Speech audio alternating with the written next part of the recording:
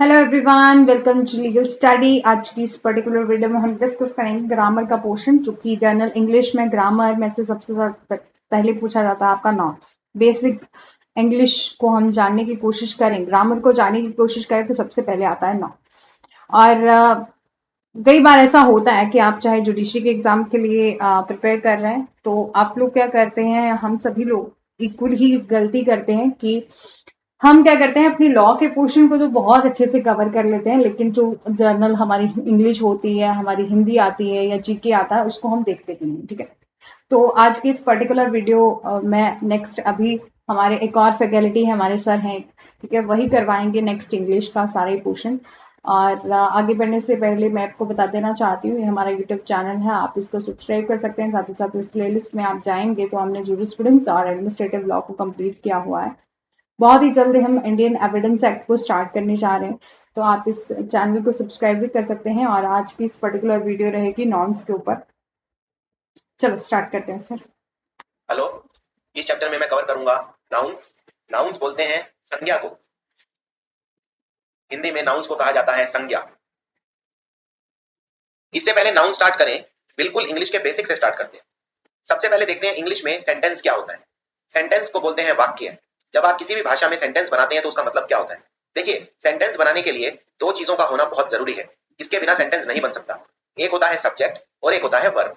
For example, अगर मैं कोई एक बिल्कुल सिंपल सेंटेंस लेता हूं, मान लो मैं पढ़ता हूं या मैं डांस करता हूं। सो आई रीड, आई डांस। ये बिल्कुल सिंपल सेंटेंस है, इससे छोटा सेंटेंस हो ही नहीं सकता। ये तो दो शब्दों का वाक्य है, क्योंकि दो से अगर कम होंगे तो फिर वो सिर्फ एक शब्द ही रह जाएगा, यानी वर्ड रह जाएगा। इसलिए सेंटेंस मिनिमम दो शब्दों से मिलकर बनता है। तो ये मैंने सबसे छोटा सेंटेंस बनाया है, आई रीड आई डांस। अब इसमें दो शब्द हैं, एक आई और दूसरा रीड। इसी तरह इसमें भी दो शब्द हैं, एक आई और दूसरा डांस।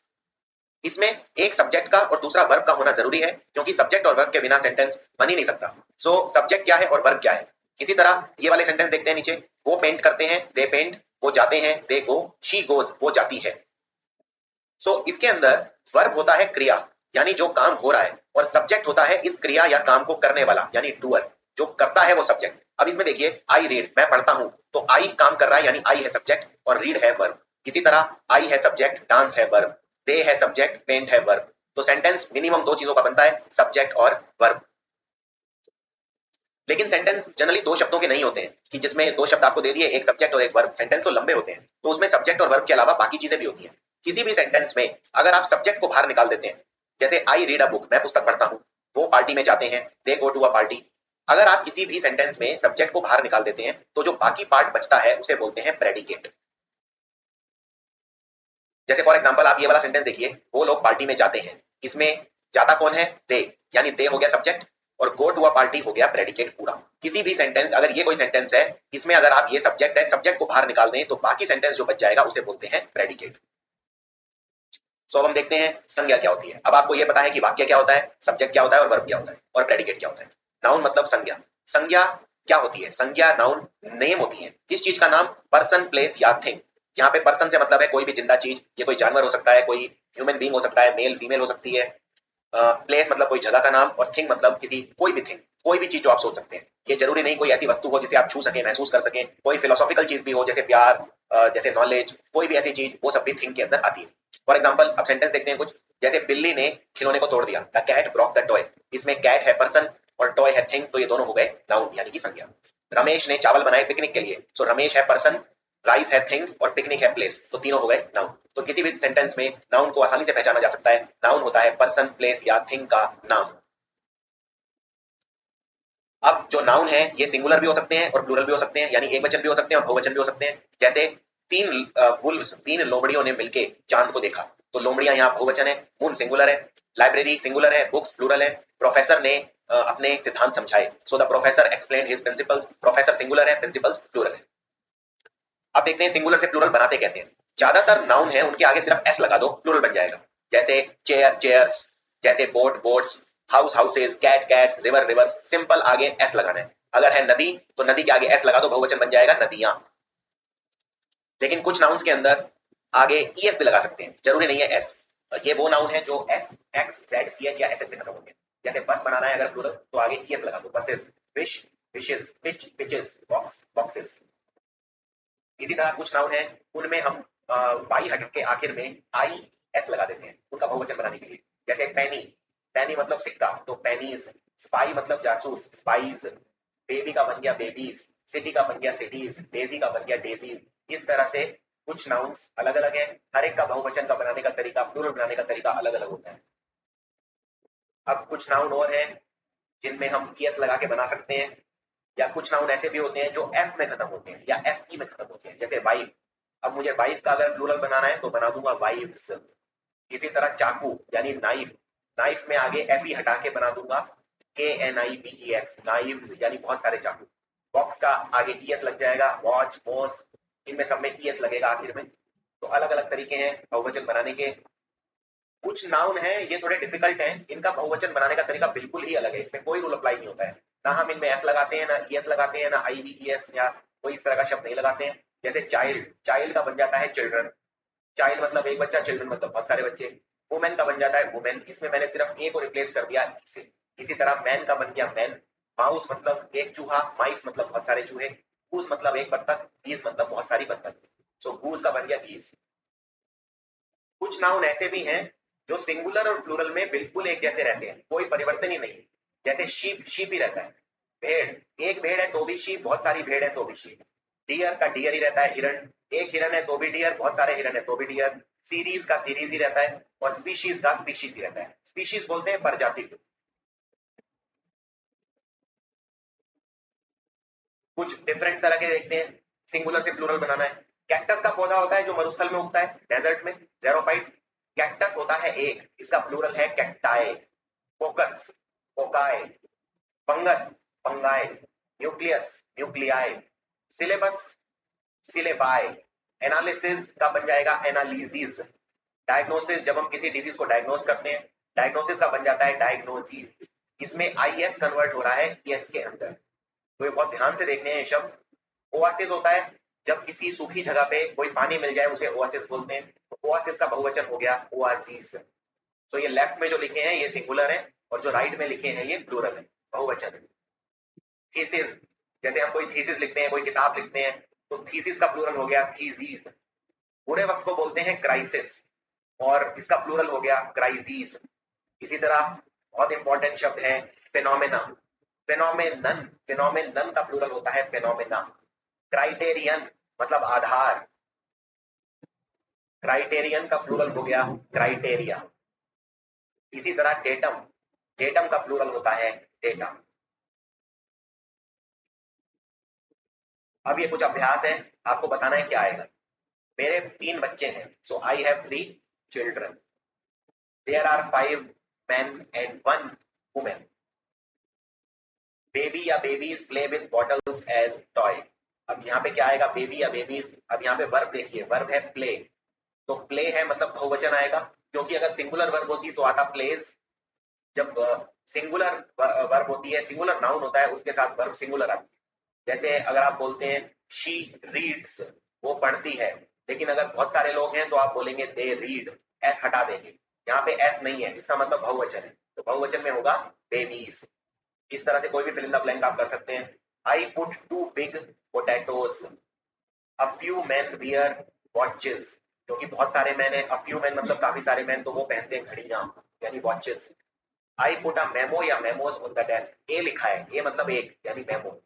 आई सो ए माउस या माइस रनिंग बाय, मैंने एक चूहा जाते हुए देखा, तो एक, ए का मतलब एक यानी माउस, क्योंकि माइस मतलब होता है बहुत सारे चूहे। देयर आर फ्यू, फ्यू का मतलब होता है थोड़े बहुत यानी बसेस। इस तरह से आप अटेम्प्ट कर सकते हैं।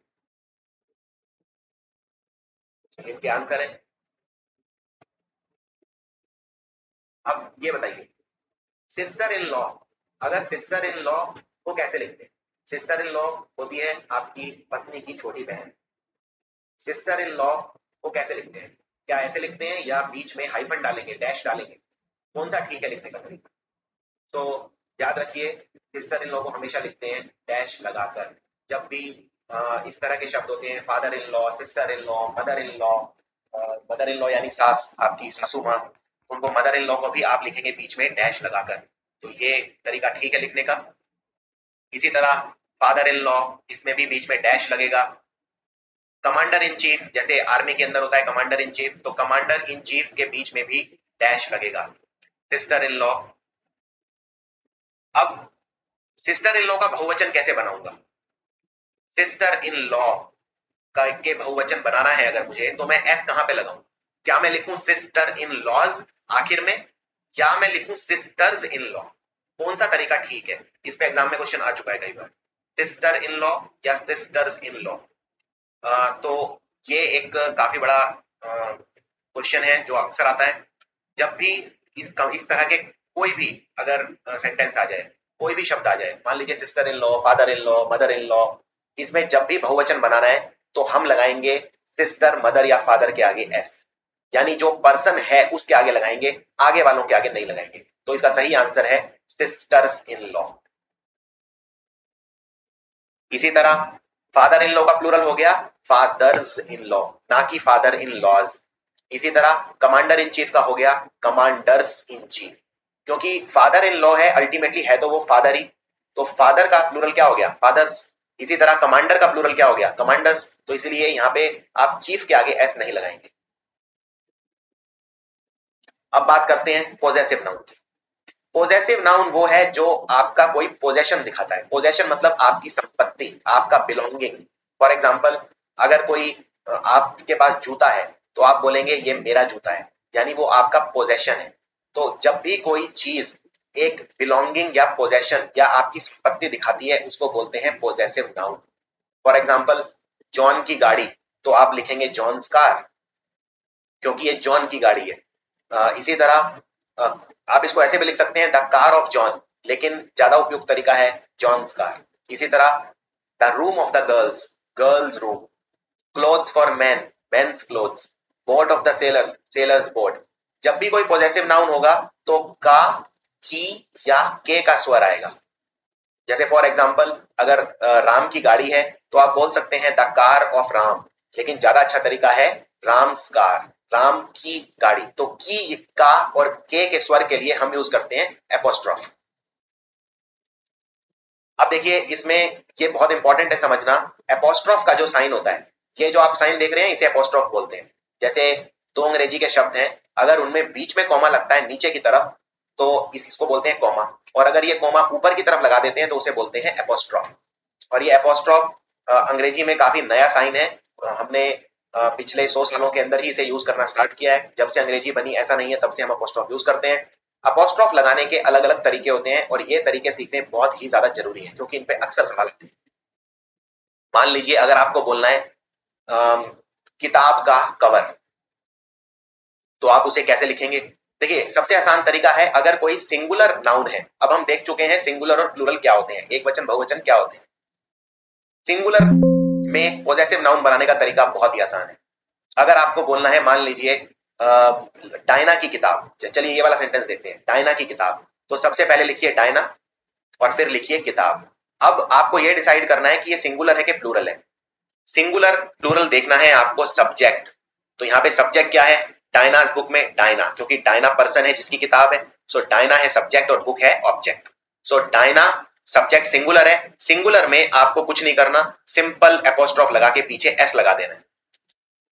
फॉर एग्जाम्पल, पक्षी के बहुत सारे अंडे। अब यहाँ अंडे बहुत सारे हैं, लेकिन मुझे इससे फर्क नहीं पड़ता अंडे कितने हैं, मुझे सब्जेक्ट से मतलब है। सब्जेक्ट पक्षी तो एक ही है, क्योंकि मैंने लिखा है बर्ड, तो सिंपल आपको लिखना है पक्षी के अंडे, पहले लिखिए बर्ड, ऊपर लगा दीजिए एपोस्ट्रोफ, फिर लगा दीजिए एस और फिर लिख दीजिए एक्स। इसी तरह से अगर आपको लिखना है भारत की वायु, भारत का मौसम, भारत का क्लाइमेट, तो आप कैसे लिखेंगे? अब लिखिए पहले इंडिया, इंडिया सिंगुलर है, एक ही है इंडिया, तो इंडिया के ऊपर लगाइए एपोस्ट्रोफ, फिर लगाइए एस और फिर लिख दीजिए क्लाइमेट। यानी सिंगुलर नाउन हो अगर तो काम बहुत आसान हो जाता है। सिंगुलर नाउन के अंदर कुछ भी नहीं करना, सिंपल एपोस्ट्रोफ लगा के एस लगा देना है, खत्म।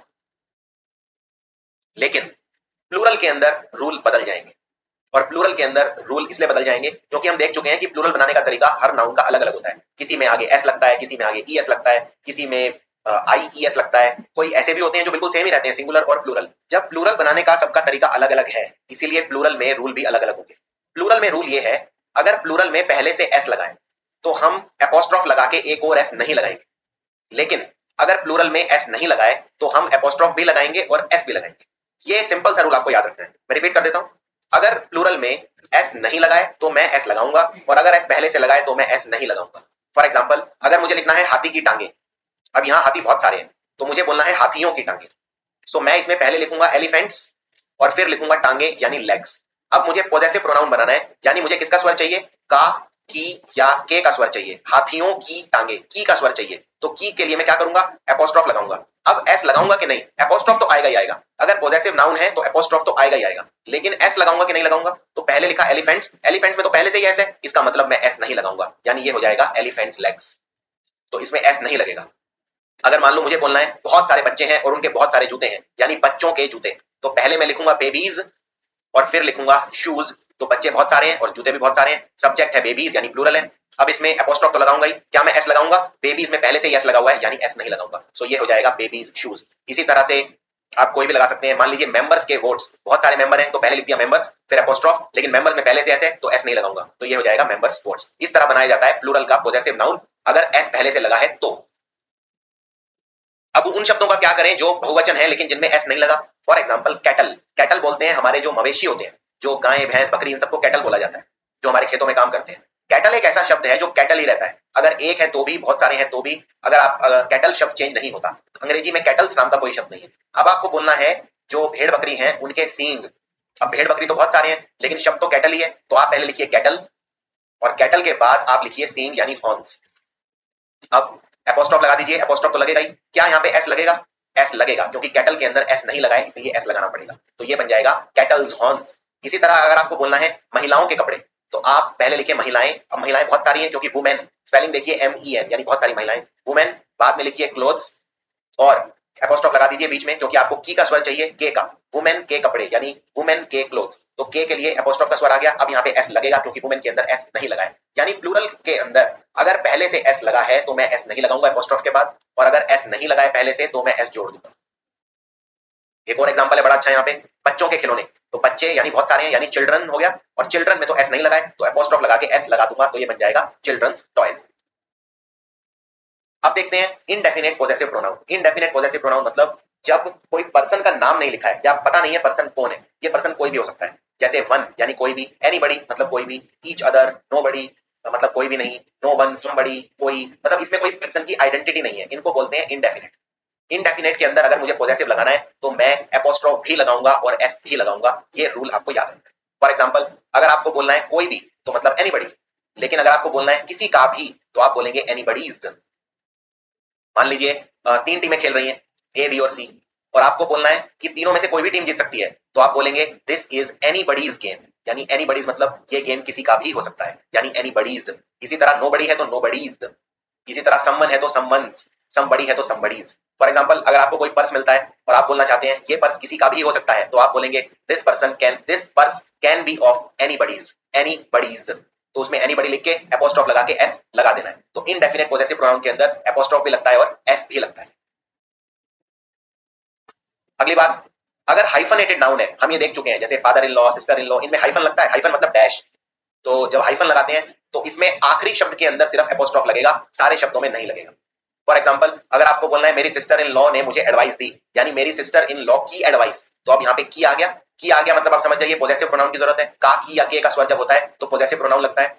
सो इसमें आप कैसे लिखेंगे, माई सिस्टर इन लॉ लिख के एपोस्ट्रोफ लगा के एस लगा दीजिए। यहाँ पे एपोस्ट्रोफ और एस सिस्टर के साथ नहीं आएगा, इन के साथ नहीं आएगा, सिर्फ आखिरी वाले शब्द के पास आएगा। तो अगर किसी हाइफनेटेड नाउन में 4 शब्द हैं तो चौथे शब्द के बाद एपोस्ट्रोफ और एस लगेगा, यानी आप बोलेंगे my sister in law's advice. इसी तरह अगर टी शर्ट का लोगो है तो आप बोलेंगे टी शर्ट्स लोगो। इसी तरह अगर आपको बोलना है पानी के बोतल की शेप, तो वाटर बॉटल, वाटर बॉटल के अंदर बीच में हाइफन लगता है, सो वाटर बॉटल में आखिर में लगेगा एपोस्ट्रोफ। अब इसमें एस लगेगा कि नहीं लगेगा, एस नहीं लगेगा क्योंकि वाटर बॉटल्स में ऑलरेडी एस है। तो आपका जो वो वाला रूल था, रूल नंबर 2, जिसमें आपने ये कहा था अगर कोई प्लूरल शब्द है, प्लूरल शब्द में पहले से अगर एस लगा हुआ है तो आप एस नहीं लगाएंगे एपोस्ट्रोफ के बाद। तो वाटर बॉटल्स शेप, पानी के बोतल की शेप, इसमें सिर्फ एपोस्ट्रोफ लगेगा, एस नहीं लगेगा। इसी तरह अगर आपको बोलना है 5 साल के बच्चे का खिलौना, तो आप बोलेंगे 5 ईयर ओल्ड्स टॉय। अब ओल्ड्स के अंदर पहले से एस लगाए, यानी आप एपोस्ट्रोफ लगा के दोबारा एस नहीं लगाएंगे। अब देखते हैं possessive pronoun join together. Join together का मतलब है जब दो लोगों की मिलके कोई चीज होती है तो उसको बोलते हैं जॉइन टुगेदर, पॉजेसिव प्रोनाउन। मान लीजिए एक गाड़ी है और वो रमेश की भी है और सुरेश की भी है, तो आप क्या लिखेंगे उसे, आप लिखेंगे रमेश एंड सुरेश's कार। इसमें रमेश के बाद अलग से एपोस्ट्रोफ लगाना नहीं है आपको, सिर्फ जो आखिरी में नाम लिखे उसमें लिख सकते हैं। आप इसको ऐसे भी लिख सकते हैं Suresh and Ramesh is car, आप पहले सुरेश का नाम लिख सकते हैं, बाद में रमेश का लिख सकते हैं, लेकिन जो भी नाम आखिर में रहेगा सिर्फ उसमें एपोस्ट्रोफ और एस लगेगा, सिर्फ उसमें पॉजेसिव प्रोनाउन लगेगा। जैसे फॉर एग्जांपल अगर आप बोलते हैं कि मियां बीवी की लड़ाई, तो आप बोलेंगे मैन एंड वाइफ्स फाइट, इसमें आपने सिर्फ एपोस्ट्रोफ और एस आखिर में वाइफ के साथ लगाया है। इसी तरह अगर आपको बोलना है जुपिटर और सैटर्न का एटमॉस्फेयर, यानी इनका कॉमन एटमॉस्फेयर है, सो जुपिटर और सैटर्न में कॉमन जो एटमॉस्फेयर है वो है जुपिटर एंड सैटर्न्स एटमॉस्फेयर। लेकिन अगर मान लीजिए दोनों की अलग अलग गाड़ी है, फॉर एग्जांपल एक गाड़ी है ये ए और एक गाड़ी है बी, और गाड़ी ए है रमेश की और गाड़ी बी है सुरेश की, तो आपको बोलना है रमेश और सुरेश की अलग अलग गाड़ी, दोनों की मिलके एक गाड़ी नहीं है, दोनों की अलग अलग गाड़ी है, तो दोनों के अंदर लगेगा एपोस्ट्रोफ और एस, तो आप लिखेंगे Ramesh's and Suresh's cars are black and blue respectively, क्योंकि दो अलग अलग गाड़ियां हैं, एक का रंग है ब्लैक और दूसरे का रंग है ब्लू, तो दोनों में अलग अलग पोजीशन लगेगा, यानी इसमें भी एपोस्ट्रोफ और एस लगेगा और इसमें भी एपोस्ट्रोफ और एस लगेगा। दूसरी बात एक और ख्याल रखना है एपोस्ट्रोफ में, मल्टीपल एपोस्ट्रोफ नहीं लगाने आपको। अगर मान लीजिए किसी सेंटेंस में का, की या के का स्वर बार बार आ रहा है, तो ऐसा नहीं है कि आप बार बार एपोस्ट्रोफ लगाएंगे।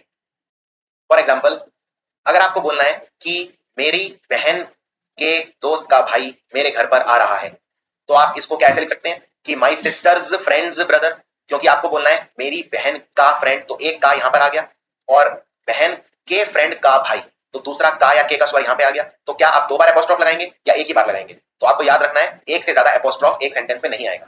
सो आप इसको ऐसे नहीं लिख सकते my sister's friend's brother is coming to my house, आप बोलेंगे the brother of my sister's friend is coming to my house, यानी सिस्टर्स फ्रेंड में एक ही बार एपोस्ट्रोफ लगाए, तो सेंटेंस को इस तरह से आपको चेंज करना पड़ेगा कि आप ये मेक श्योर आपको करना है कि एक ही एपोस्ट्रोफ लगे।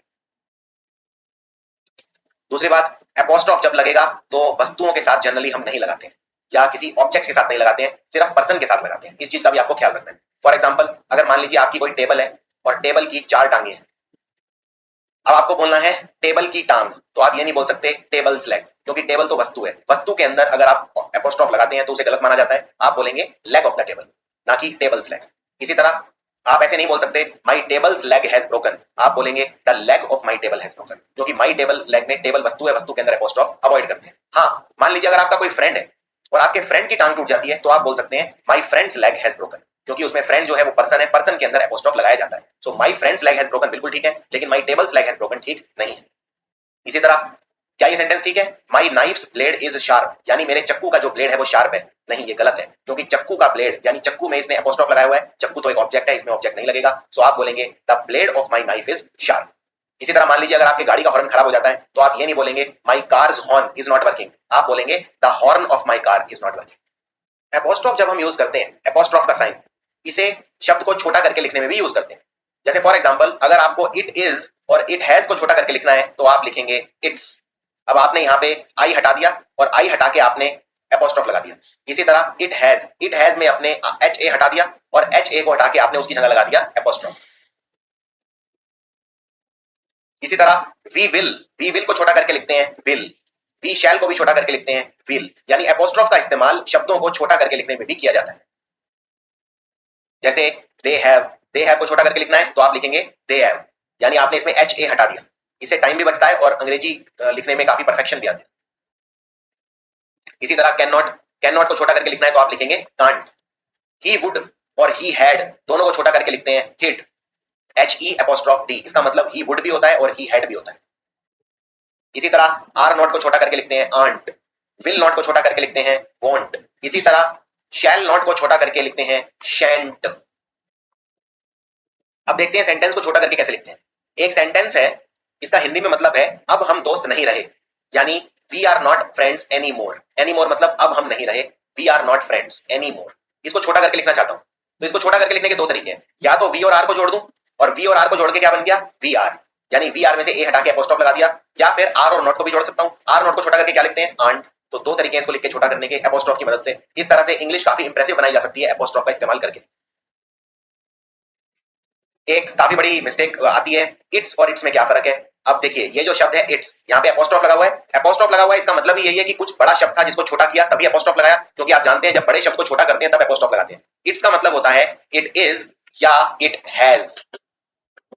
इट हैज को जब हम छोटा करके लिखते हैं तो लिखते हैं इट्स, ये आप देख चुके हैं, और इट इज को भी छोटा करके लिखते हैं इट्स, क्योंकि एपोस्ट्रोफ है। लेकिन जो इट्स होता है ये इट्स अलग है, इस इट्स में आप देख सकते हैं बीच में एपोस्ट्रोफ नहीं है, यानी कोई भी शब्द छोटा करके मैंने इट्स नहीं लिखा है। इट्स का मतलब होता है इसका या उसका, इसको हिंदी में बोलते हैं इसका या उसका, इट्स। फॉर एग्जाम्पल, मेरे पास एक पंखा है और पंखे के जो ब्लेड हैं बहुत ज्यादा शार्प है, तो आप बोलेंगे I have a fan. I have a fan मतलब मेरे पास पंखा है, उसके ब्लेड्स बहुत शार्प है, यानी इट्स ब्लेड्स। और ये इट्स के अंदर एपोस्ट्रोफ नहीं आएगा, तो ये कॉमन गलती है इट्स और इट्स के बीच में। अगर ये एपोस्ट्रोफ आएगा तो इसका मतलब है इट इज या इट हैज।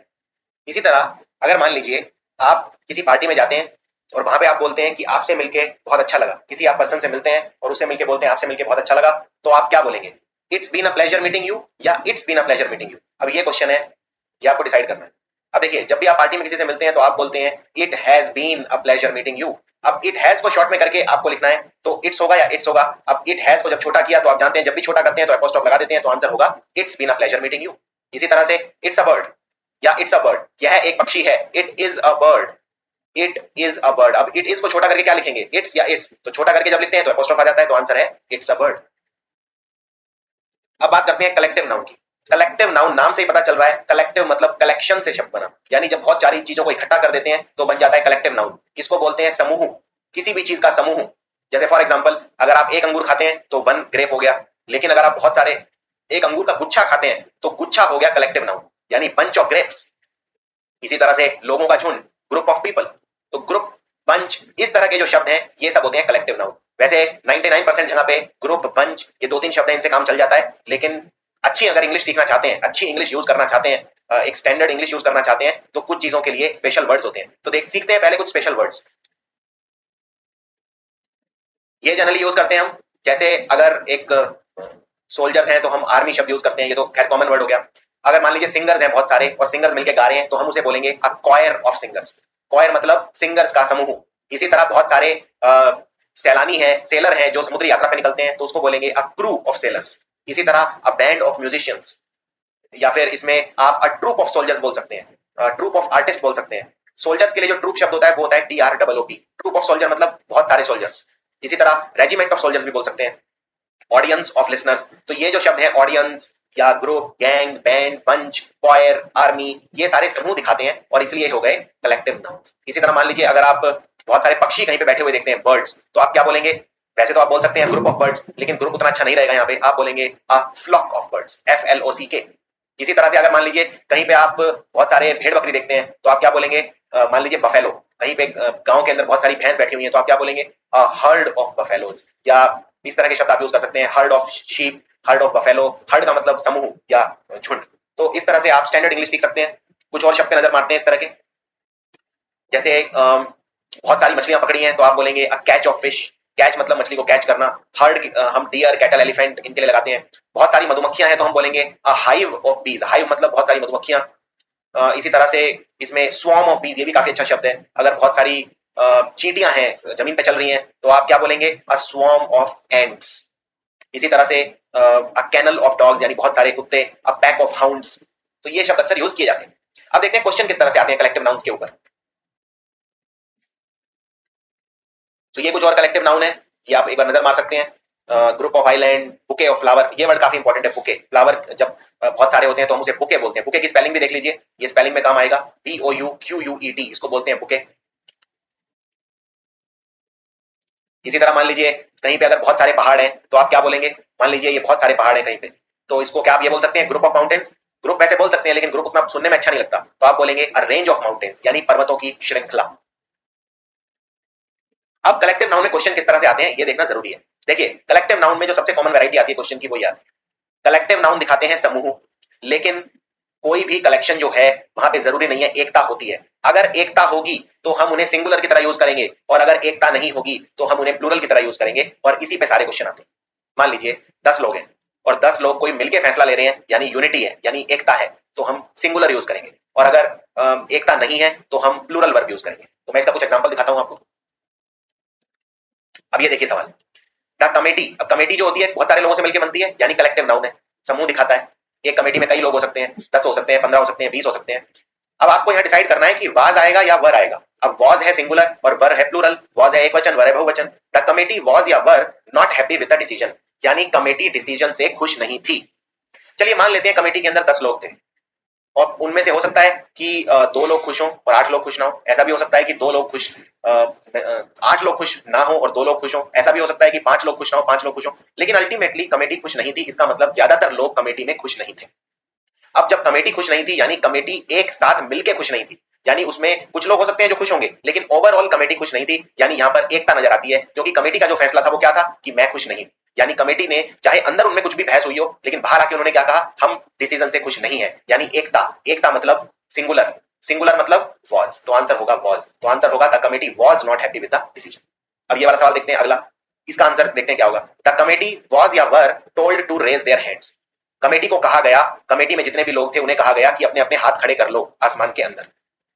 अब जो कमेटी में मान लीजिए 10 लोग हैं, 10 लोगों में जब हाथ खड़े होंगे तो ऐसा तो नहीं है कि 10 के 10 लोगों का हाथ एक ही है, हर आदमी का अपना अलग 2 हाथ होंगे जो वो खड़े करेंगे, यानी इनमें यूनिटी नहीं है। सारे डिवीजन करके हम दिखा रहे हैं। जब हम बोलते हैं कि कमेटी के लोगों को अपने अपने हाथ ऊपर कर लो, यानी अपने अपने हाथ ऊपर कर लो, अपने अपने मतलब सबका अलग अलग हाथ है, यानी यहां पर एकता नजर नहीं आ रही, यहां पर अलगाव नजर आ रहा है, यानी होगा वर। तो जो शब्द है वो एकदम सेम है, लेकिन आंसर दोनों में अलग अलग है। क्यों? क्योंकि इसके अंदर एकता थी और इसके अंदर एकता नहीं थी। एक और एग्जांपल देता हूं, जूरी। जूरी होती है जो डिसीजन लेती है किसी चीज पे, किसी चीज का निर्णय सुनाती है, उसे बोलते हैं जूरी। जूरी ने कहा, जूरी को कहा गया, दैट जूरी इज या आर टोल्ड, ये एक पैसिव सेंटेंस है। जूरी को कहा गया कि उसे और ज्यादा एक्टिव रहना चाहिए।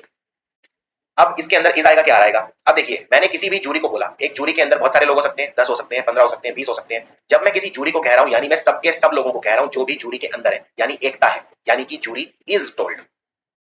अगला सवाल, the audience were told to take its या देयर सीट्स। ऑडियंस को कहा गया कि अपनी अपनी सीट पर बैठ जाओ। ऑडियंस को जब मैंने बोला, अब ऑडियंस क्या होता है? ऑडियंस होता है जो भी लोग देखते हैं कोई चीज, वो ऑडियंस होता है। जैसे कोई पिक्चर देख रहे हैं 100 लोग बैठ के, तो वो 100 लोग क्या है? ऑडियंस। अब मैंने ऑडियंस को कहा कि भाई अपनी अपनी सीट पर बैठ जाओ। अपनी अपनी सीट मतलब सबकी अलग अलग सीट है, सबकी एक सीट नहीं है, यानी कि सेंटेंस में यूनिटी नहीं है। तो इसका आंसर क्या होगा? देयर सीट्स, यानी मैं बहुवचन यूज करूंगा, इट्स का प्लूरल होता है देयर, तो देयर सीट्स आंसर होगा। देयर मतलब उनकी सीट्स और इट्स मतलब उसकी सीट्स, पर क्योंकि ऑडियंस प्लूरल है तो मैं यूज करूंगा उनकी सीट, यानी आंसर होगा there seats.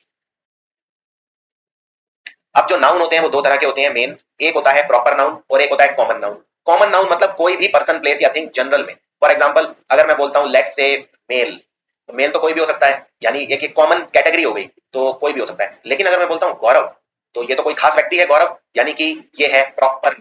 So proper noun मतलब अगर कोई नाम है किसी खास व्यक्ति का, ऑर्गेनाइजेशन का, किसी ऑफिशियल डॉक्यूमेंट का, हॉलीडे, मतलब कोई भी ऐसी चीज जो कोई खास है, उसके लिए यूज करते हैं प्रॉपर नाउन।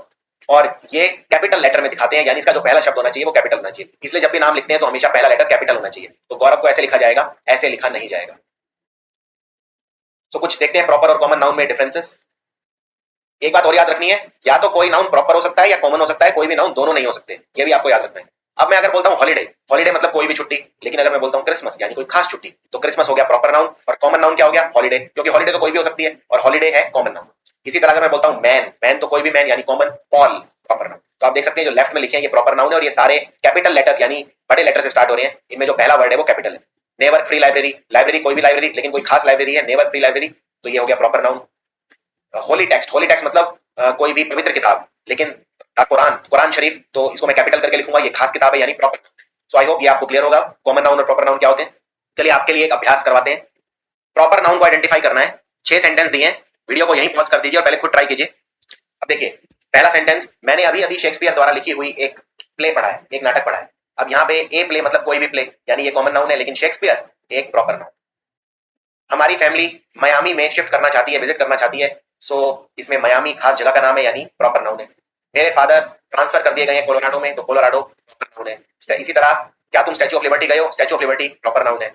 मेरा भाई रॉकी माउंटेन्स में क्लाइंबिंग करने गया है, तो रॉकी माउंटेन कोई खास माउंटेन है यानी प्रॉपर नाउन है। और मैंने नियाग्रा फॉल के पिक्चर ले लिए हैं, नियाग्रा फॉल दुनिया का सबसे ज्यादा गिरने वाला पानी वाला जलप्रपात वाटरफॉल है, तो नियाग्रा फॉल प्रॉपर नाउन है। तो इस तरह से आप आइडेंटिफाई कर सकते हैं किसी भी सेंटेंस में कॉमन नाउन या प्रॉपर नाउन। अब ये वाला जो सेंटेंस है, मैंने नियाग्रा फॉल के पिक्चर ले लिए हैं, पिक्चर मतलब कोई भी पिक्चर, साधारण पिक्चर, कोई खास पिक्चर की बात नहीं हो रही है, यानी पिक्चर्स क्या हो गया?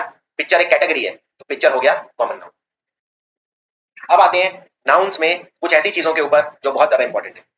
जैसे कुछ नाउन ऐसे होते हैं जो सिर्फ बहुवचन फॉर्म में एग्जिस्ट करते हैं, प्लूरल फॉर्म में एग्जिस्ट करते हैं, इनका सिंगुलर फॉर्म नहीं होता। जैसे कैंची, कैंची को बोलते हैं सिजर्स। अब ये जो शब्द है सिजर्स, इसमें आप एस नहीं हटा सकते क्योंकि कैंची को बोलते ही सिजर्स है। ऐसा नहीं है मैंने ये एस प्लूरल लगाने के लिए बनाया हुआ है, शब्द ही सिजर्स है। इस तरह से चिमटा, चिमटे को बोलते हैं टोंग्स, प्लायर्स, दूरबीन को बोलते हैं बाइनोकुलर्स। जो आप पैंट पहनते हैं उसे बोलते हैं ट्राउजर्स, पैंट्स। एल्म्स मतलब होता है भीख या मदद। आर्काइव्स मतलब पुरानी फाइलें। फायरवर्क्स मतलब आतिशबाजी। सराउंडिंग्स मतलब आसपास की जगह। ट्रूप्स, टैक्टिक्स, वैल्यूएबल्स मतलब कीमती सामान, और बिलोंगिंग्स मतलब आपका सामान। तो ये कुछ शब्द हैं, ये प्लूरल ही रहेंगे, सिंगुलर नहीं हो सकते। फॉर एग्जांपल अगर आपको बोलना है आतिशबाजी, और आतिशबाजी के लिए शब्द होगा फायरवर्क्स, आप फायरवर्क नहीं बोल सकते क्योंकि फायरवर्क कोई शब्द ही नहीं। अब क्योंकि ये शब्द सिर्फ प्लूरल में एग्जिस्ट करते हैं, यानी इनका मतलब भी होगा बहुवचनी। तो अगर मैं बोलूंगा सीजर्स, सीजर्स मतलब बहुत सारी कैंची, लेकिन अगर मुझे बोलना है एक कैंची, ऐसा भी हो सकता है कि मैंने सिर्फ एक ही कैंची खरीदी हो, तो एक कैंची को मैं कैसे बोलूंगा? इसके लिए मैं बोल दूंगा a pair of scissors. A pair of scissors मतलब एक कैंची। इसी तरह अगर मैंने एक पैंट खरीदी है तो मैं बोलूंगा अ पेयर ऑफ ट्राउजर्स। अगर मैंने एक दूरबीन खरीदी है तो मैं बोलूंगा अ पेयर ऑफ बाइनोकुलर्स। तो अ पेयर ऑफ लगाने का मतलब वो एक है चीज क्वांटिटी के अंदर। लेकिन अगर मैं बोलता हूं कि मैंने आज बाइनोकुलर्स खरीदे, यानी मैंने बहुत सारे दूरबीन खरीदे, और अगर मेरे को बोलना है मैंने एक ही दूरबीन खरीदी, तो मैं बोलूंगा I bought a pair of binoculars. तो कुछ अभ्यास करते हैं। अब ये आपको बताना है यहाँ पे क्या आएगा।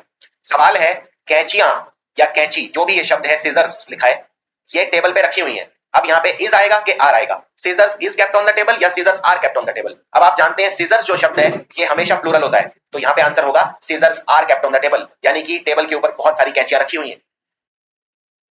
इसी तरह यहाँ पे दूरबीन जो कोने वाली शॉप है उस पे बेची जा रही है, सो बाइनोकुलर्स इज या are sold at the corner shop? क्या आंसर होगा? बाइनोकुलर्स एक ऐसा शब्द है जो हमेशा प्लूरल रहता है, तो आंसर है binoculars are sold at the corner shop. लेकिन अगर मान लीजिए यहाँ पे लिखा होता अ पेयर ऑफ बाइनोकुलर्स, तो आंसर क्या होता? अ पेयर ऑफ बाइनोकुलर मतलब एक दूरबीन, तो आंसर होता is. A pair of binocular is sold at the corner shop, क्योंकि ये एक वचन है तो मैं एक वचन की वर्ब लूंगा, इज सिंगुलर है, आर प्लूरल है, तो आंसर होता इज। तो इस तरह से आपको क्वेश्चन अटेम्प्ट करने हैं। अब कुछ ऐसे शब्द देखते हैं जो प्लूरल हैं दिखने में, लेकिन इनका मीनिंग सिंगुलर है। पिछले वाले जो हमने शब्द देखे थे वो दिखने में प्लूरल थे और उनका मीनिंग भी प्लूरल था, लेकिन ये वाले शब्द दिखने में प्लूरल हैं और इनका मीनिंग सिंगुलर है, यानी एक वचन है इनका मीनिंग। फॉर एग्जाम्पल न्यूज, जब आप इन शब्दों को देखेंगे तो आपको ऐसा लगेगा कि ये प्लूरल है, लेकिन वास्तव में प्लूरल नहीं है। जैसे न्यूज, न्यूज बोलते हैं जो न्यूज देखते हैं टीवी में, नॉर्थ ईस्ट वेस्ट साउथ, इसकी फुल फॉर्म होती है, यानी जो चारों दिशाओं का ज्ञान दे वो है news. Innings, politics, physics, mumps, billiards, athletics, linguistics, ये सारे शब्द एस से खत्म हो रहे हैं, लेकिन ये सारे हैं सिंगुलर। फॉर एग्जाम्पल इसका आंसर क्या होगा? राहुल द्रविड़ ने एक बहुत ही अच्छी पारी खेली, सो राहुल द्रविड़ प्लेड ए मतलब एक पारी, सो इनिंग होगा या इनिंग्स होगा? अब आप जानते हैं कि अगर पारी शब्द चाहिए तो पारी के लिए अंग्रेजी में शब्द होता है इनिंग्स। पारी के लिए जो शब्द है वो इनिंग्स ही है, इनिंग नहीं है। आपको ये नहीं सोचना है कि अगर एक पारी है तो शब्द है इनिंग और बहुत सारी पारियां हैं तो शब्द हो जाएगा इनिंग्स, ऐसा नहीं है। पारी को बोलते ही इनिंग्स है, तो ये दिखता प्लूरल है लेकिन है सिंगुलर।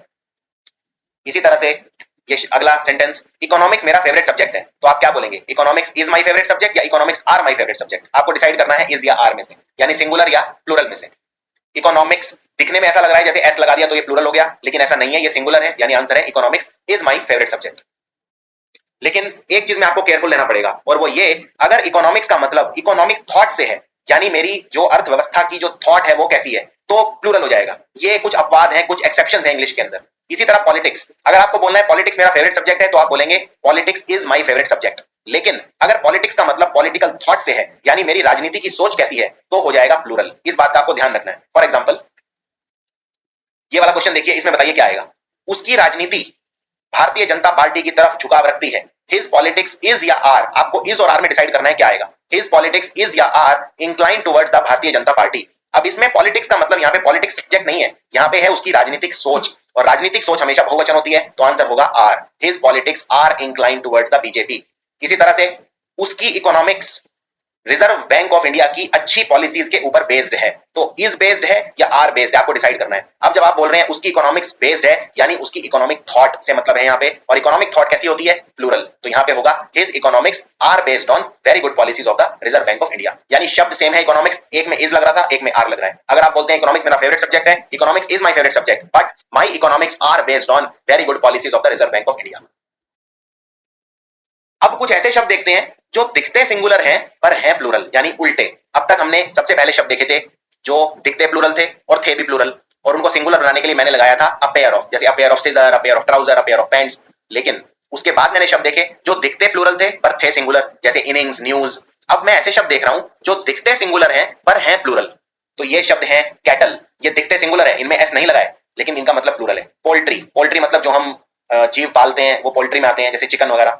इन्फेंट्री, चिल्ड्रन, पुलिस, ये सारे शब्द सिंगुलर दिखते हैं, इनमें किसी में भी एस नहीं लगाया हुआ है, ना इनमें ईएस लगाया हुआ है, ना इनमें आईईएस लगाया हुआ है। यानी जनरली बहुवचन बनाने के लिए जो हम शब्द लगाते थे वो इनमें नहीं लगाए हुए हैं, लेकिन ये सारे प्लूरल हैं। For example, police were chasing me last night, तो पुलिस के साथ वर लगेगा, वॉज नहीं लगेगा, क्योंकि पुलिस कैसी होती है? बहुवचन, पुलिस का मतलब है प्लूरल। इसी तरह cattle are grazing in my field, यानी मवेशी मेरे खेत में चर रहे हैं, सो कैटल आर आएगा, इज नहीं आएगा, क्योंकि कैटल क्या है? बहुवचन यानी आर। अब बात करते हैं सबसे इंपॉर्टेंट टॉपिक नाउन्स के अंदर, जिसको बोलते हैं अनकाउंटेबल नाउन्स। अनकाउंटेबल नाउन वो हैं जो इंडिविजुअल ऑब्जेक्ट नहीं है, इसलिए इनको काउंट नहीं किया जा सकता। नाम से पता चल रहा है अनकाउंटेबल, जिसको काउंट नहीं किया जा सके वो अनकाउंटेबल। फॉर एग्जांपल, अगर मैं बोलता हूं नॉलेज, ज्ञान, क्या ज्ञान को काउंट किया जा सकता है? क्या आप ये बोल सकते हैं कि मेरे पास 10 नॉलेज है या 20 नॉलेज है? नहीं, नॉलेज को काउंट नहीं किया जा सकता। लेकिन अगर मैं बोलता हूं कुर्सी, चेयर, तो कुर्सियों को तो मैं काउंट कर सकता हूं, और काउंट करके मैं इसका बहुवचन बना दूंगा, चेयर का बन जाएगा चेयर्स। लेकिन क्या नॉलेज का कोई बहुवचन होगा? नहीं होगा।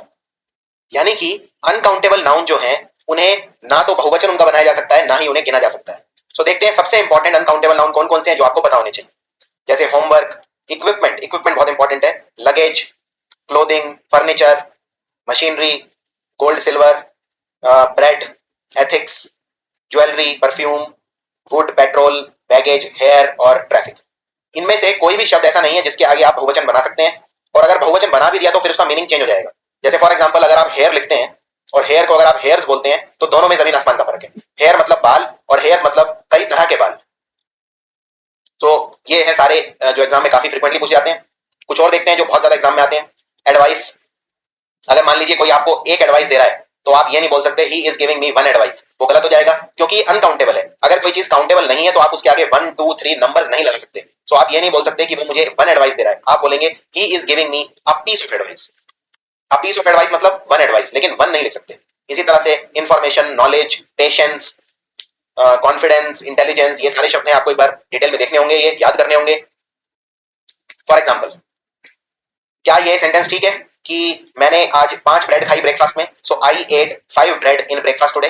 नहीं, ये गलत है, क्योंकि ब्रेड क्या है? अनकाउंटेबल नाउन है, और अगर अनकाउंटेबल नाउन है तो उसके आगे आपने नंबर कैसे लगा दिया? फिर यानी ये गलत है। इसी तरह उसने मुझे एक इंफॉर्मेशन दी, अगेन गलत है, इंफॉर्मेशन अनकाउंटेबल है, अनकाउंटेबल के आगे नंबर नहीं आ सकता, 1 नहीं आ सकता।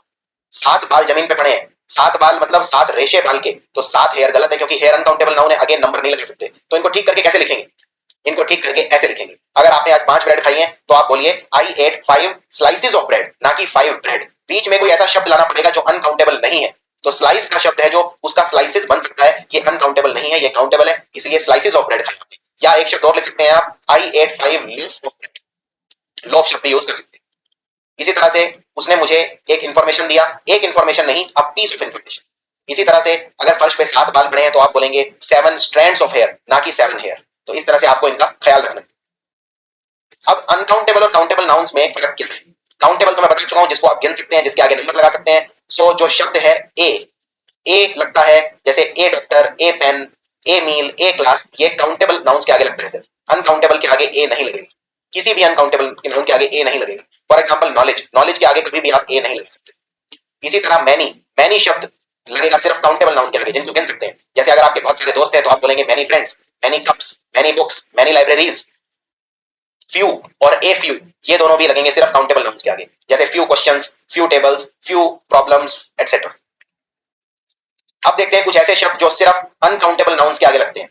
जैसे ये शब्द है मच, यानी मैनी और मच में क्या फर्क था? मैनी लगा काउंटेबल के आगे और मच लगा अनकाउंटेबल के आगे। जैसे अगर आपके पास बहुत पैसा है तो आप बोलेंगे मच मनी, आप मैनी मनी नहीं बोलेंगे। Much time, much food. Little एक ऐसा शब्द है जो सिर्फ अनकाउंटेबल के आगे लगता है, जैसे little trouble, little equipment, little meat etcetera. A little bit of यानी थोड़ा बहुत, अ लिटिल बिट ऑफ मतलब थोड़ा बहुत, अ little bit of confidence, a little bit of sleep, ये भी लगेगा सिर्फ अनकाउंटेबल के आगे। कुछ शब्द ऐसे हैं जो काउंटेबल और अनकाउंटेबल दोनों के साथ लग सकते हैं। जैसे शब्द है धा, काउंटेबल के साथ भी लग सकता है, अनकाउंटेबल के आगे भी लग सकता है। जैसे धा मंकी, धा स्कूल, या धा चीज, धा मशीनरी, ये डेफिनेट आर्टिकल है, ये मैं आर्टिकल में डिटेल में कवर करूंगा। धा ए और एन कहां पे लगाते हैं। ऐसे ही शब्द है सम, सम को आप काउंटेबल और अनकाउंटेबल दोनों के आगे लगा सकते हैं। सो काउंटेबल के आगे जैसे सम टेबल्स, सम स्टोर्स, और अनकाउंटेबल के आगे some money, some time, some knowledge etcetera. इसी तरह कुछ और शब्द देखते हैं जो दोनों के आगे लगते हैं, जैसे एनी, एनी किसी के आगे भी लग सकता है, जैसे any forex, any knowledge, any soap etcetera, यानी काउंटेबल अनकाउंटेबल। और शब्द है नो, नो भी किसी के आगे लग सकता है, काउंटेबल और अनकाउंटेबल। और अ lot of, a lot of मतलब होता है बहुत ज्यादा, और अ लॉट ऑफ की बजाय आप अंग्रेजी में लॉट्स ऑफ भी लिख सकते हैं, और ये भी काउंटेबल और अनकाउंटेबल दोनों के आगे लगता है। फॉर एग्जांपल, अगर आपके बहुत सारे दोस्त हैं तो आप बोलेंगे I have a lot of friends, या I have lots of friends, दोनों ठीक है। यानी या तो लिखिए ए लॉट ऑफ या लिखिए लॉट्स ऑफ, और ये किसी भी शब्द के आगे आप लगा सकते हैं। सो ये आ गया लॉट्स ऑफ, ये काउंटेबल के आगे भी लग सकता है, अनकाउंटेबल के आगे लग सकता है। इसी तरह शब्द है एनफ, एनफ मतलब काफी, ये भी काउंटेबल अनकाउंटेबल दोनों के आगे लग सकता है। आप ये भी बोल सकते हैं मेरे काफी दोस्त हैं, यानी आई हैव एनफ फ्रेंड्स, या फिर मेरे पास काफी ज्ञान है, I have enough knowledge. Plenty of का मतलब होता है बहुत ज्यादा, ये भी अनकाउंटेबल और काउंटेबल दोनों के आगे लगता है। जैसे plenty of friends, plenty of houses, plenty of knowledge etcetera. अब बात करते हैं न्यूमरल एडजेक्टिव्स की। न्यूमरल एडजेक्टिव होते हैं जो नंबर दिखाते हैं और विशेषण का काम करते हैं, और ये नाउन के पहले लगते हैं। यानी बेसिकली हम किसी चीज को काउंट करने के लिए यूज करते हैं न्यूमरल एडजेक्टिव्स। फॉर एग्जांपल मेरे पास 200 रुपए हैं, तो इनमें से कौन सा ठीक होगा, आई हैव 200 रुपीज या आई हैव 200 रुपीज। देखिए इसमें रुपीज क्या है, रुपीज कोई चीज है जिसे मैं काउंट कर रहा हूं 200 लिख के, यानी 200 है न्यूमरल एडजेक्टिव, क्योंकि ये रुपीज की विशेषता बता रहा है, यानी ये विशेषण का काम करता है। सो आई हैव 200 रुपीज या 200 रुपीज में से आपको सिलेक्ट करना है। सो जब भी न्यूमरल एडजेक्टिव होगा हमेशा सिंगुलर होगा, बहुवचन नहीं लगेगा, यानी एस नहीं लगेगा। सो आंसर है आई हैव 200 रुपीज, यानी आंसर है। इसी तरह से देखिए उसके पास 5 दर्जन केले हैं, सो क्या लिखेंगे आप, शी हैज 5 डजन बनानास या शी हैव 5 डजन्स बनानास। अब अगेन बनाना कोई चीज है यानी नाउन है, पर्सन प्लेस थिंग को नाउन बोलते हैं, और बनाना की विशेषता क्या है, कितने हैं, 5 दर्जन। 5 दर्जन हो गया विशेषण यानी एडजेक्टिव, और एडजेक्टिव कैसा होगा, न्यूमरल एडजेक्टिव हमेशा सिंगुलर। सो आंसर होगा शी हैव 5 डजन बनानास। कई बार इस तरह की पद्धति आती है, यानी दो नाउन होते हैं और दो नाउन के बीच में प्रेपोजिशन होता है, और ये आपको याद रखना है कि ये हमेशा सिंगुलर होगा। फॉर एग्जाम्पल मान लीजिए आप किसी बीच पे बैठे हैं समुद्र के किनारे, और वहां पे एक के बाद एक जहाज आए ही जा रहे हैं, तो आप क्या बोलेंगे, ship after ship is coming, ship after ships are coming, ships after ships, ships after ship या शिप आफ्टर शिप। ये कैसे डिसाइड करेंगे कि क्या लिखे, तो याद रखिए अब यहाँ पे शिप क्या है, कोई जहाज कोई वस्तु यानी कि नाउन हो गया, और दो नाउन के बीच में आ गया प्रेपोजिशन आफ्टर। ये जो शब्द है after, before, in, at, on, ये सब प्रेपोजिशन होते हैं। दो नाउन के बीच में जब प्रेपोजिशन हो जाता है तो दोनों नाउन सिंगुलर हो जाते हैं, यानी कि ये शिप होगा ये भी शिप होगा। अब बाकी ऑप्शन निकाल दीजिए, तो इसमें एक है शिप्स यानी ये ऑप्शन तो गया, ये है शिप्स ये भी गया, इसमें भी शिप्स है ये गया, यानी दो ऑप्शन बचे, एक बचा शिप आफ्टर शिप और दूसरा है शिप आफ्टर शिप। एक में है इज और दूसरे में है आर। अब क्योंकि ये नाउन सिंगुलर है तो भी सिंगुलर आएगी, यानी आंसर होगा first, ship after ship is coming. इसी तरह से ये देखिए मान लीजिए आप बोलना चाह रहे हैं कि मैं किताब के बाद किताब पढ़े जा रहा हूं, तो आप बोलेंगे I am reading book after book, क्योंकि अगेन बुक में नाउन है और दूसरे वाला भी नाउन है और दोनों के बीच में है प्रेपोजिशन, और जब दो नाउन के बीच में प्रेपोजिशन आ जाता है तो दोनों नाउन हो जाते हैं सिंगुलर। सो आंसर होगा I am reading book after book.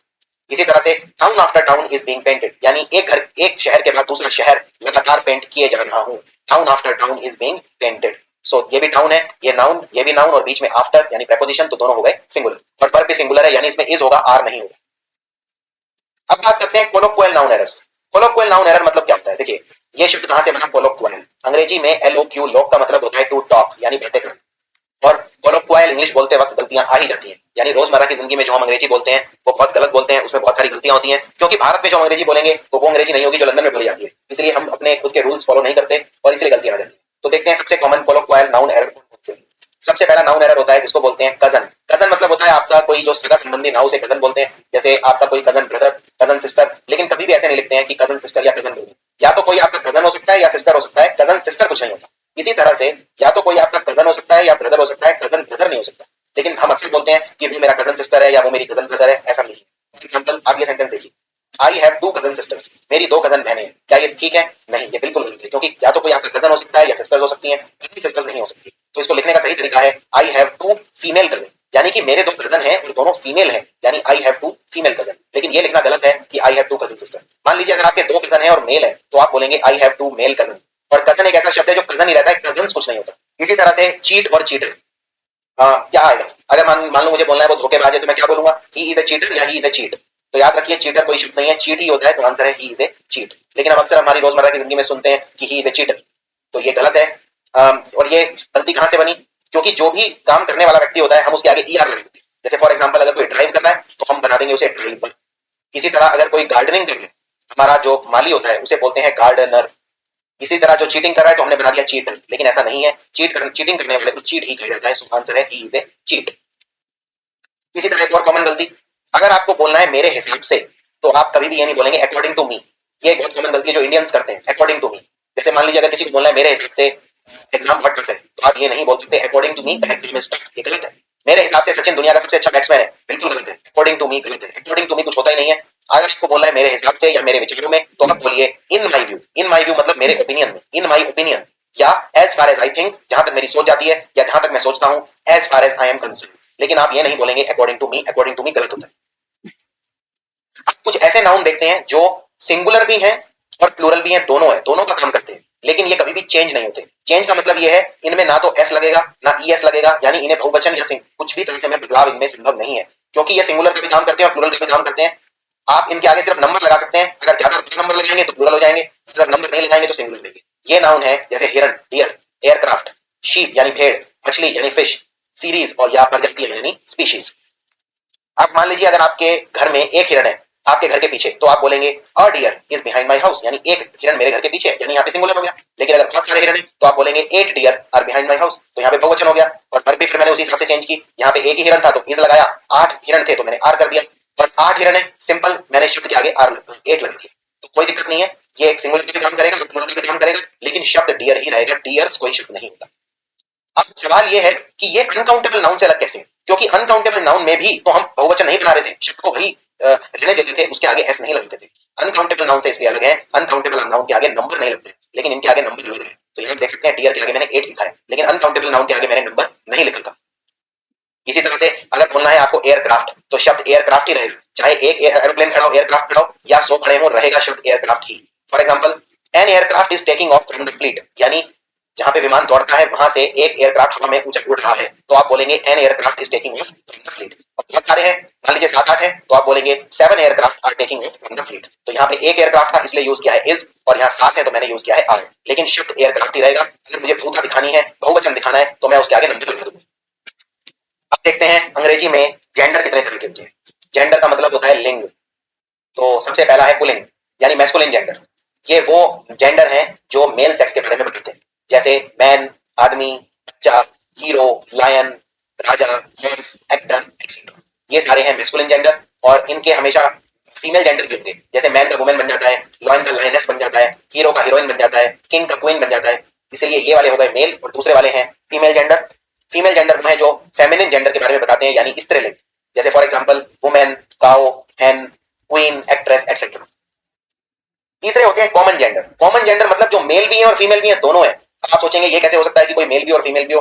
यहाँ पे मेरा मतलब ये नहीं है कि सेम पर्सन मेल भी और फीमेल भी है, यहाँ पे मेरा मतलब ये है कि सेम शब्द मेल के लिए भी यूज किया जा सकता है और फीमेल के लिए भी यूज किया जा सकता है। फॉर एग्जाम्पल अगर आप बोलते हैं टीचर, तो टीचर मेल भी हो सकता है और फीमेल भी हो सकता है, यानी वो कॉमन जेंडर है। इसी तरह से baby, bird, cat, cattle, child, अगर आप बोलते हैं चाइल्ड, तो चाइल्ड मेल भी हो सकता है और फीमेल भी हो सकता है। इसी तरह guardian, friend, passenger, pupil, infant, cousin, singer, student, student male भी हो सकता है, फीमेल भी हो सकता है, यानी ये सारे हैं कॉमन जेंडर।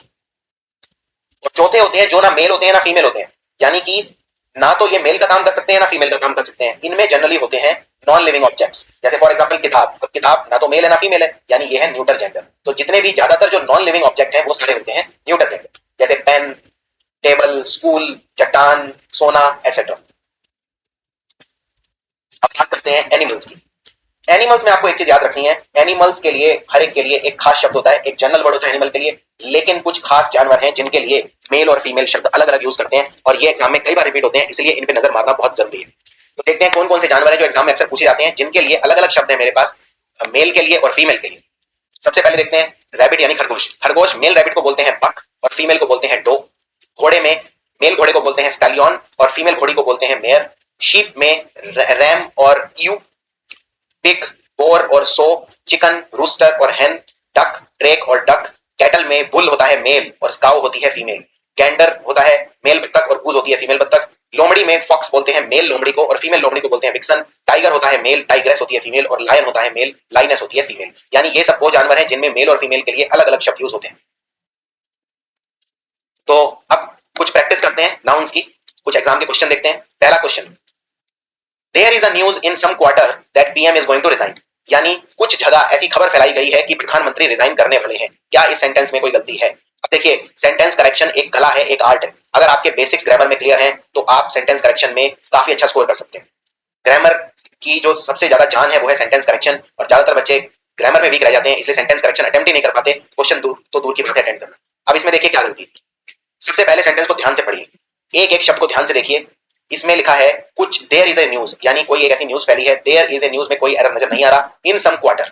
क्वार्टर मतलब क्या होता है? क्वार्टर मतलब होता है एक चौथाई, एक चौथाई को बोलते हैं क्वार्टर। लेकिन क्या यहाँ पे आप एक चौथाई बोलना चाह रहे हैं या आप जगह बोलना चाह रहे हैं? मान लीजिए आपके घर में कोई नौकर रहता है, तो वो कहां पे रहता है? क्वार्टर में रहता है या क्वार्टर्स में रहता है? सर्वेंट क्वार्टर बोलते हैं कि सर्वेंट क्वार्टर्स बोलते हैं? तो जब भी कोई रहने की जगह होती है उसको बोलते हैं क्वार्टर्स। तो यहाँ पे गलती है इस शब्द में, क्वार्टर नहीं। क्वार्टर का मतलब तो होता है एक चौथाई, आप बोलेंगे क्वार्टर्स, तो गलती है इस शब्द के अंदर, यानी ये शब्द गलत है इस सेंटेंस में, गलती। और एग्जाम में कैसे क्वेश्चन आएगा? इसको एग्जाम में या तो ये सीधा आ सकता है या फिर इसको 4 भागों में डिवाइड कर देंगे ऐसे, ये पहला, ये दूसरा, ये तीसरा और ये चौथा, और पूछेंगे कौन से पार्ट में गलती है, तो 4 गोले आपको उसी हिसाब से भरने होंगे, ए बी सी या डी। तो इसमें आंसर ये बी वाले में गलती है, तो आंसर हो गया बी। सो इसका आंसर है there is a news in some quarters that PM is going to resign. अगला question, I request you to put your sign on the paper. मैं आपसे रिक्वेस्ट करता हूं कि आप अपने साइन कर दीजिए पेपर के ऊपर। देखिए इसमें क्या गलती है, इसमें बहुत कॉमन गलती है। ये साइन जो होता है ये वर्ब होता है, ये नाउन नहीं होता। मैं बोल रहा हूं आप पेपर के ऊपर कुछ कर दीजिए, कुछ चीज कर दीजिए, और वो चीज क्या है? वो है सिग्नेचर। तो यहाँ पे जब कोई चीज पेपर के ऊपर मैं करूंगा, यानी मुझे पेपर के ऊपर कोई थिंग चाहिए, और थिंग क्या होता है? नाउन, और नाउन होता है हमेशा सिग्नेचर, यानी पेपर के ऊपर आप सिग्नेचर करते हैं, साइन नहीं करते। तो यहाँ आप सिग्नेचर को कन्वर्ट कर दीजिए, साइन को कन्वर्ट कर दीजिए सिग्नेचर के अंदर। सो आंसर होगा I request you to put your signature on the paper. इसको ठीक करने का एक तरीका और भी है वैसे, आप क्योंकि वर्ड था साइन, तो साइन को वर्ब की तरह यूज कर सकते हैं, क्योंकि साइन वर्ब होता है, तो आप ये भी बोल सकते हैं I request you to sign on the paper. ये भी ठीक है, ये भी गलत नहीं है, I request you to sign on the paper. अब यहाँ पे जो साइन है ये वर्ब की तरह यूज हो रहा है, नाउन की तरह यूज नहीं हो रहा है, क्रिया की तरह यूज हो रहा है, संज्ञा की तरह यूज नहीं हो रहा है। अगला सवाल, जब मैं कमरे में घुसा तो मैंने देखा सांप क्रॉल कर रहा था ग्राउंड के ऊपर। इसमें क्या गलती है? अब देखिए सांप क्रॉल कर रहा था। अगला सवाल, जब भी मैं, जैसे ही मैं बेडरूम में घुसा, मैंने देखा कि एक सांप क्रॉल कर रहा था, यानी रेंग रहा था ग्राउंड के ऊपर। When I entered the bedroom I saw a snake crawling on the ground. अब इसमें गलती कैसे पहचाने? अगेन सेंटेंस को ध्यान से पढ़िए, एक एक शब्द पे नजर मारिए। जब आप कमरे के अंदर गए तो कमरे के अंदर सांप रेंग रहा था। ग्राउंड हम बोलते हैं जमीन को, कमरे के अंदर क्या आपको ग्राउंड मिलेगा? नहीं, कमरे के अंदर आपको मिलेगा फ्लोर। तो कमरे के अंदर फर्श होता है, ग्राउंड नहीं होता। ग्राउंड होता है जो जमीन का जो फिजिकल ग्राउंड होता है, जैसे किसी ग्राउंड के ऊपर आप खेलते हैं, मैदान, खाली मैदान, या जहां पर पेड़ लगे होते हैं उसे ग्राउंड बोलते हैं। रूम के अंदर ग्राउंड नहीं, फ्लोर होता है। तो ये वोकैब एरर है इसके अंदर। अगला सवाल, वो गलती से अपना जो लगेजेस हैं वो घर पे छोड़ गए। अब लगेजेस, बहुत सारा लगेज था उनके पास, वो घर पे छोड़ गए। लेकिन लगेज कैसा शब्द है? लगेजेस कुछ शब्द ही नहीं होता, शब्द होता है लगेज, क्योंकि अनकाउंटेबल नाउन है। अनकाउंटेबल नाउन हमेशा सिंगुलर रहता है। अगर बहुत सारा लगेज है तो भी लगेज ही रहेगा। तो आंसर है they left their luggage at, ना कि लगेजेस एट। इस तरह के बहुत सारे शब्द हैं जैसे बैगेज, पोस्टेज, ये सारे के सारे सिंगुलर रहते हैं। अब ये सवाल है, इसमें गलती बतानी है। आई थिंक ये तुम्हारी किताब नहीं है, ये किसी और की है। I think this is not your book, this is somebody's else. क्या इसमें कोई गलती है? देखिए अब आपको बोलना है किसी और की है, तो जब आप बोलेंगे किसी और की है तो आप बोलेंगे somebody else's। somebody else's मतलब किसी और की किताब है। जब भी आप कोई ऐसे शब्द एक साथ लिखते हैं तो उसमें अपोस्ट्रोफ आखिरी वाले शब्द के अंदर लगाते हैं। सो इसके अंदर जो सही आंसर हो गया वो है ये कि I think this is not your book, this is somebody else's। For example, अगर आपको बोलना है ये मेरा जाति मामला है, किसी और का नहीं, तो आप बोलेंगे I think this is my business, not nobody else's। तो जो आखिर में लगेगा, else's के बाद अपोस्ट्रोफ लगेगा, nobody या somebody के बाद नहीं लगेगा। एक और सवाल की प्रैक्टिस करते हैं। The beautiful surrounding of the place made me happy, यानी कि कोई जगह है, उसके आसपास की जो सराउंडिंग है, जो जगह है, उसने मुझे, जो बहुत खूबसूरत है, इस वजह से मैं बहुत खुश हो गया। अब देखिए जब भी कोई जगह होती है और उसके आसपास की जगह होती है, उसके लिए आप शब्द यूज करते हैं सराउंडिंग्स, ना कि सराउंडिंग। तो आंसर होगा beautiful surroundings of the place. तो ये छोटी छोटी गलतियां आपको पहचानी है नाउन्स के अंदर। सो ये था नाउन्स का कंप्लीट चैप्टर। आई होप आपको नाउन्स में आपको डाउट नहीं रहेगा। पूरा कंप्लीट कवरेज नाउन्स का इसमें किया गया है, हर तरह के नाउन्स कवर किए गए हैं और कुछ इंपॉर्टेंट क्वेश्चंस की प्रैक्टिस भी करवाई गई है। इसमें जो सबसे ज्यादा आपको ध्यान देना है वो देना है टाइप्स ऑफ नाउन्स पे। कौन कौन से ऐसे शब्द हैं जो सिंगुलर दिखते हैं लेकिन प्लूरल में यूज होते हैं, प्लूरल दिखते हैं सिंगुलर में यूज करते हैं, एक वचन, बहुवचन, पॉजेसिव नाउन्स, इन पर आपको खास ध्यान देना है। अगर आपको कोई भी इसमें डाउट है नाउन्स के अंदर